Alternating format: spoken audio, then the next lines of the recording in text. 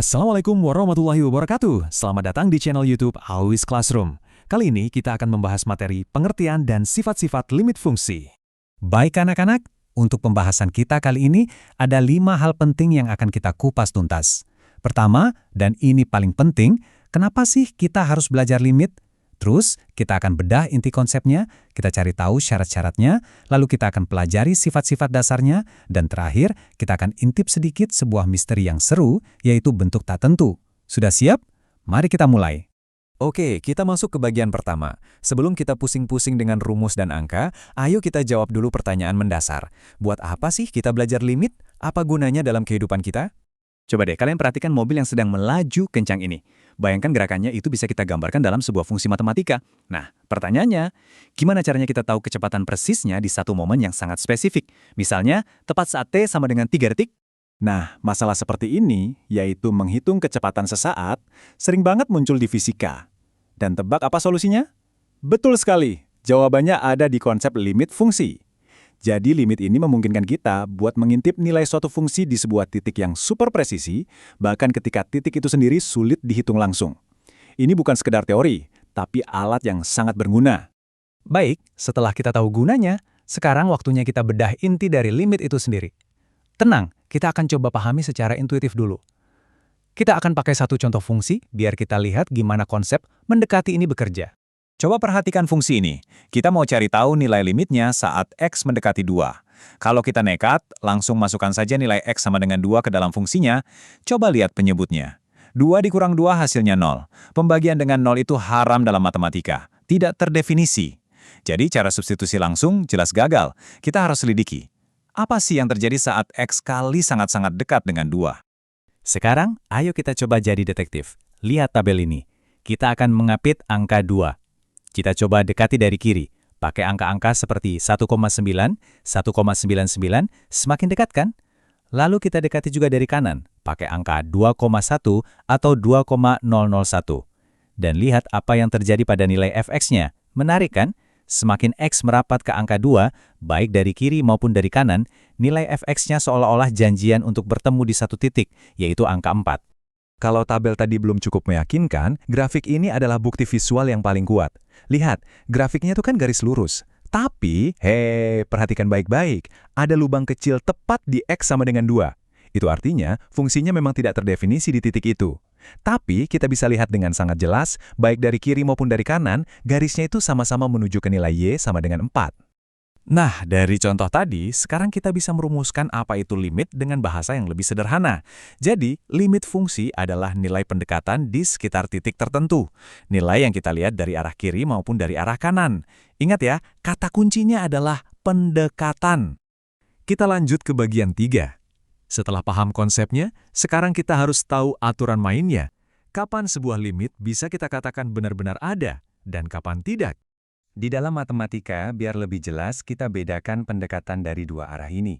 Kalau kita mendekat dari kiri, kita sebutnya limit kiri, notasinya ada tanda minus kecil di atas. Sebaliknya, kalau dari kanan, kita sebut limit kanan, notasinya pakai tanda plus. Gampang kan bedanya? Nah, ini dia aturan emasnya. Ini adalah syarat wajib yang harus kalian ingat baik-baik. Sebuah limit fungsi di satu titik bisa dikatakan ada jika dan hanya jika nilai pendekatan dari kiri sama persis dengan nilai pendekatan dari kanan. Mereka harus bertemu di titik yang sama. Kalau beda, ya sudah, berarti limitnya tidak ada. Simple. Oke, mari kita uji pemahaman kita dengan contoh ini. Perhatikan, ini adalah fungsi yang punya 2 aturan atau bercabang. Untuk X yang lebih kecil atau sama dengan 4, kita pakai rumus 2X. Tapi untuk X yang lebih besar dari 4, kita harus pakai rumus 2X plus 3. Pertanyaannya, apakah limitnya ada saat X mendekati 4? Coba kita lihat grafiknya biar lebih jelas. Saat kita mendekati X sama dengan 4 dari arah kiri, kita kan ada di jalur fungsi 2X, jadi nilainya akan mendekati 2 dikali 4 yaitu 8. Tapi, begitu kita mendekat dari arah kanan, kita sudah pindah jalur ke fungsi 2X plus 3. Dan nilainya mendekati 2 dikali 4 ditambah 3 yaitu 11. Coba perhatikan, ada lompatan atau patahan yang jelas di grafik saat X sama dengan 4. Nah, dari sini kesimpulannya jadi sangat jelas. Karena limit kirinya, yaitu 8, ternyata tidak sama dengan limit kanannya, yaitu 11. Maka dengan tegas kita bisa simpulkan, limit fungsi ini di X sama dengan 4 tidak ada.